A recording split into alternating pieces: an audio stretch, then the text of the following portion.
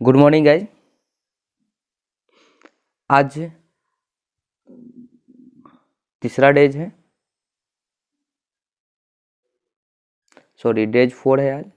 आज हम पढ़ेंगे द्विघात समीकरण। द्विघात समीकरण, ठीक है। शुरू करते हैं।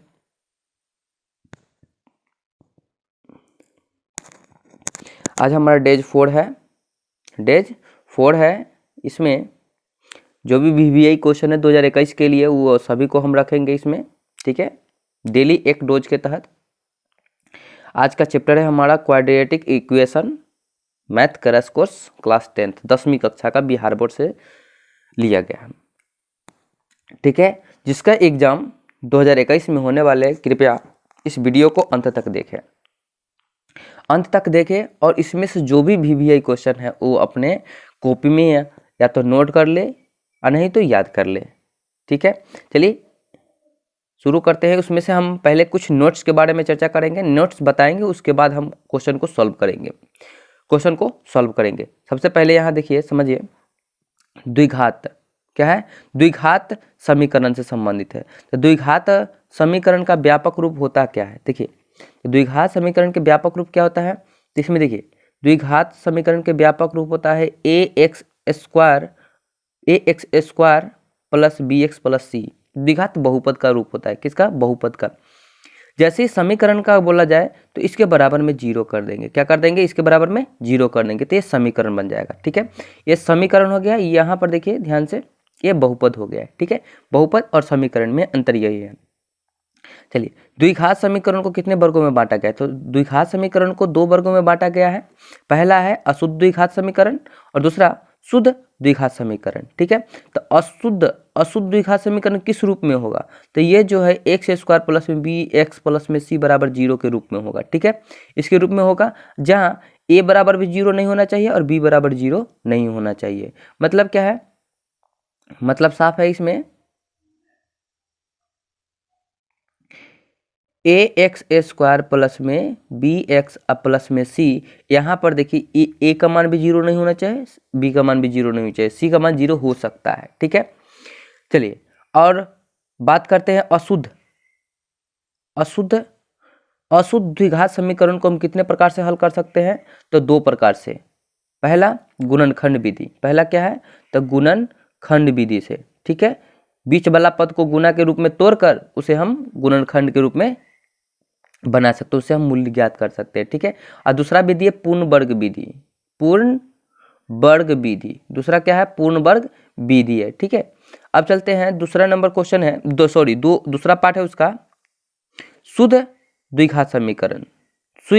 शुद्ध मतलब इसमें क्या रहेगा? वो भी उसी रूप में रहेगा लेकिन इसका अलग होता है, ठीक है। इसमें चर के घात वाले पद लुप्त होते हैं। एक्स चर के घात वाले पद लुप्त होते हैं। जैसे मान लीजिए एक्स स्क्वायर माइनस में 3, एक्स स्क्वायर माइनस में 5, एक्स स्क्वायर माइनस में 9, ठीक है।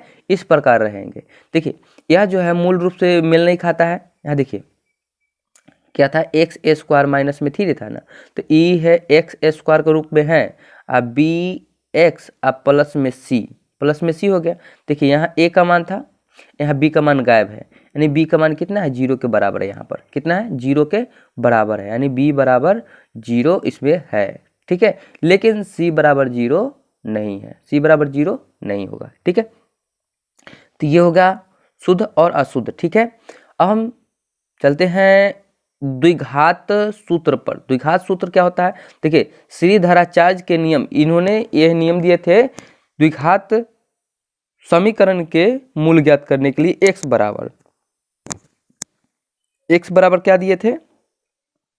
x बराबर माइनस बी अब plus minus root under b square minus 4ac अब बटा में 2a, यही सूत्र दिए थे, ठीक है। अगला है आगे क्या? देखिए इसमें जो है ए बी सी क्या है? ए बी सी क्या है? तो देखिए ए एक्स स्क्वायर प्लस में बी एक्स प्लस में सी है बराबर 0 है ना। समझिए ए बराबर क्या है? तो ए बराबर क्या है? यहाँ देखिए ए बराबर है यहाँ एक्स स्क्वायर के गुणांक। ए बराबर क्या है? एक्स स्क्वायर के गुणांक है। क्या है यहाँ? एक्स स्क्वायर के गुणांक है, ठीक है। और यहाँ पर देखिए बी, यहाँ बी है, सबसे पहले क्या है? बी है, तो बी है जो एक्स के गुणांक है, एक्स के गुणांक है। ए एक्स स्क्वायर प्लस में बी एक्स प्लस में सी। देखिए यहाँ एक्स स्क्वायर का गुणांक ए है, एक्स का गुणांक बी है, अचर पद सी है, ठीक है, अचर पद सी है, ठीक है। इसके बारे में थोड़ा बता देते हैं फिर से। देखिए ए बराबर क्या? एक्स स्क्वायर का गुणांक हो जाएगा ए, ठीक है, एक्स के गुणांक बी और अचर पद सी हो जाएगा, अचर पद सी हो जाएगा, ठीक है। यानी माइनस मूल क्या हो जाएगा? माइनस बी अब plus minus root under D, इसको विभेदकर भी बोलते हैं, बटा में 2a, बटा में 2a होता है, ठीक है। अब आगे बढ़िए थोड़ा सा, देखिए ए एक्स स्क्वायर प्लस में बी एक्स प्लस में सी, ए एक्स स्क्वायर प्लस में बी एक्स प्लस में सी बराबर 0 में विभेद कर, यानी डी बराबर क्या होता है? बी स्क्वायर माइनस 4ac होता है। क्या होता है? B square minus 4ac। यहाँ गलत हो गया है, ये क्या होगा? बी स्क्वायर माइनस 4ac हो जाएगा। क्या हो जाएगा? बी स्क्वायर माइनस 4ac हो जाएगा, ठीक है। अब आगे बढ़ते हैं। वास्तविक, देखिए यहाँ समझिए, वास्तविक नोट में है लिखा हुआ है, वास्तविक मूलों का ही वास्तविक गुणनखंड होता है, अन्यथा नहीं होगा। अवास्तविक आएगा तो नहीं होगा, ठीक है। यानी जैसे ही डी का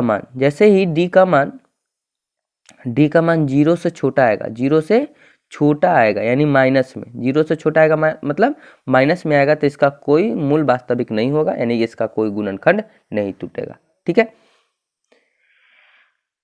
आगे है थोड़ा सा इससे रिलेटेड क्वेश्चन रहेगा, इसीलिए इसमें बता दिए हैं। समकोण त्रिभुज का क्षेत्रफल क्या होता है? समकोण त्रिभुज का क्षेत्रफल क्या होता है? तो 1/2 समकोण त्रिभुज। देखिए यहाँ समकोण त्रिभुज यहाँ बन जाएगा, यहाँ 90 डिग्री का कोण बनेगा यहाँ, ठीक है।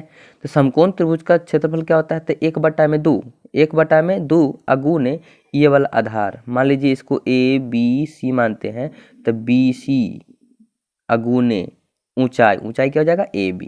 क्या हो जाएगा? ऊंचाई ए बी हो जाएगा। 1/2 गुने आधार गुने ऊंचाई, यानी आधार गुने शीर्षलंब, ये हो जाएगा समकोण त्रिभुज का क्षेत्रफल, ठीक है। अब है समबाहु, समद्विबाहु, समकोण त्रिभुज का एक पाइथागोरस प्रमेय होता है, ये भी इसमें एक दो प्रयोग में आएगा, ठीक है।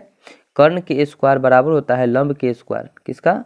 तो लंब के स्क्वायर अब प्लस में आधार के होल स्क्वायर, आधार का होल स्क्वायर हो जाएगा, ठीक है। पाइथागोरस प्रमेय भी इसको कहते हैं।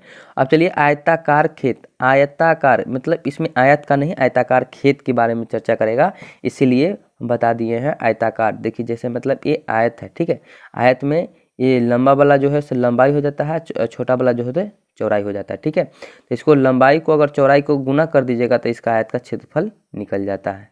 तो आयत का क्षेत्रफल क्या हो जाएगा? लंबाई गुने चौड़ाई, ठीक है। आगे है आयताकार खेत का परिमाप क्या होता है? तो 2 इंटू लंबाई प्लस चौड़ाई होती है। क्या होती है? 2 इंटू लंबाई प्लस चौड़ाई होती है, ठीक है। समद्विबाहु त्रिभुज में 2 भुजा समान होती है, ये तो सभी आप लोग भी जानते होंगे, शायद पढ़े होंगे ट्रिंगल तो, ठीक है। समद्विबाहु त्रिभुज में 2 भुजा समान होती है, इसका भी चर्चा है इसमें। समकोण त्रिभुज में कर्ण का स्क्वायर बराबर लंब के स्क्वायर प्लस आधार के स्क्वायर, इसे पाइथागोरस प्रमेय भी कहते हैं, ठीक है। आगे है किसी द्विघात समीकरण, इसको थोड़ा समझिए। किसी द्विघात समीकरण के विभेदकर से ही वास्तविक मूल का ज्ञात किया जा सकता है। जैसे जब d का मान 0 होगा, यानी यदि d का मान 0, विभेदकर का मान 0 हो, तो इसका 2 मूल वास्तविक और समान होंगे, वास्तविक और समान मूल होंगे, ठीक है। उनका सूत्र क्या है? तो उनका सूत्र है दोनों मूल ज्ञात करने के लिए x बराबर माइनस b/2a हो गया, एक हो गया, और दूसरा मूल इसी से ज्ञात कर सकते हैं, ठीक है। कब? जब बी स्क्वायर माइनस 4ac का मान 0 होगा, तब यहाँ पर दे दिए, इसको थोड़ा सा नोट कर लीजिए और इसको भी नोट कर लीजिए, ठीक है। जहाँ d बराबर 0 होगा तभी ना मूल समान होगा, इसको थोड़ा सा वी कर लीजिए, पॉइंट बना लीजिए, इसको ये दोनों को पॉइंट बना लीजिए, ठीक है। ये वी ये बहुत इसे क्वेश्चन पूछेगा, ठीक है, यही इसी का तो प्रयोग करना है ज़्यादा, ठीक है। अब चलते हैं यदि अगला कंडीशन क्या है, यदि डी का मान 0 से बड़ा होने पर दो वास्तविक मूल्य होंगे लेकिन भिन्न भिन्न होंगे। क्या होंगे? भिन्न भिन्न होंगे। इसको भी नोट कर लीजिए, इसको भी नोट कर लीजिए। अगर नहीं नोट करने में बनता है तो इसको वीडियो को रोक कर आप लिख लीजिए, फिर आप आगे बढ़िए। ठीक है, यदि d का मान 0 से बड़ा होने पर दो वास्तविक मूल्य होंगे और भिन्न भिन्न भी होंगे। क्या होंगे? भिन्न भिन्न भी होंगे। तो भिन्न भिन्न मूल्य कब होगा? जब d का मान जो है, जब d का मान बड़ा होगा 0 से तब, जब d का मान बड़ा होगा 0 से तब। ठीक है, एक और बात इसमें, जब बी स्क्वायर माइनस 4ac बराबर 0 होगा तब बी स्क्वायर बराबर हो जाएगा 4ac का, 4ac का। क्यों? तो ये माइनस में है, इधर जाएगा तो प्लस में चल जाएगा, यानी बी स्क्वायर बराबर हो जाता है 4ac का। ठीक है, इसको भी नोट कर लीजिएगा। आगे यदि तीसरा कंडीशन, यदि d का मान ऋणात्मक या 0 से छोटा होने पर कोई वास्तविक मूल्य नहीं होगा, यानी इस कंडीशन में होगा तो 0 से छोटा होगा तो उसका कोई मूल वास्तविक नहीं होगा। जैसे मान लीजिए d का मान निकाले और माइनस में 4 आ गया, माइनस में 6 आ गया, तो इसका मूल वास्तविक नहीं होगा। ठीक है, कोई हल नहीं होगा इसका। द्विघात देखिए सबसे बेस्ट तरीका है, आप इसको थोड़ा सा बढ़िया से समझिए। इसके हम बारे में अगले वीडियो में हम चर्चा करेंगे, ज़्यादा से ज़्यादा बातें करेंगे उसके के बारे में। चलिए, द्विघात समीकरण के 5 प्रकार के क्वेश्चन, द्विघात समीकरण में 5 प्रकार के क्वेश्चन पूछे जाते हैं। जो भी आपका सब्जेक्टिव ऑब्जेक्टिव क्वेश्चन है हम सभी को रिवाइज कराएंगे। 10-15 दिन पहले मैं सभी मैथ का रिवाइज कराऊंगा और जो भी इम्पोर्टेंट क्वेश्चन है उसे हम सॉल्व करेंगे। देखिए, पहला कंडीशन क्या है? तो कथन से समीकरण बनाने पर आधारित प्रश्न रहेगा।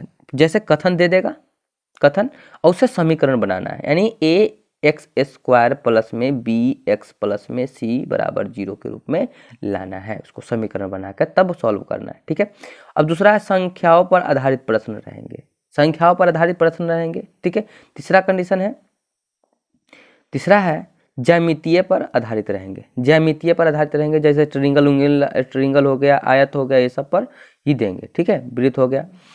अब चाल दूरी पर समय रहेंगे, जैसे चाल धारा के दिशा में, धारा के अनुकूल, धारा के प्रतिकूल, ये सब क्वेश्चन रहेंगे। ठीक है, अब पंचमा इंपॉर्टेंट है, आयु पर आधारित प्रश्न रहेंगे। आयु पर आधारित प्रश्न रहेंगे मतलब क्या है? जैसे ऋषभ की आयु इतना वर्ष था तो 5 वर्ष पहले कितना था, उससे पहले उसके बाद कितना हो जाएगा, ये सब इसी प्रकार के क्वेश्चन रहेंगे। ठीक है,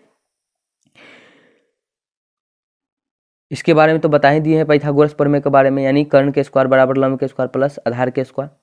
ठीक है, आज के लिए इतना ही। अब फिर मिलेंगे अगले वीडियो जब इसका ऑब्जेक्टिव क्वेश्चन लाएंगे तब। हमारे वीडियो को अंत तक देखने के लिए बहुत बहुत धन्यवाद।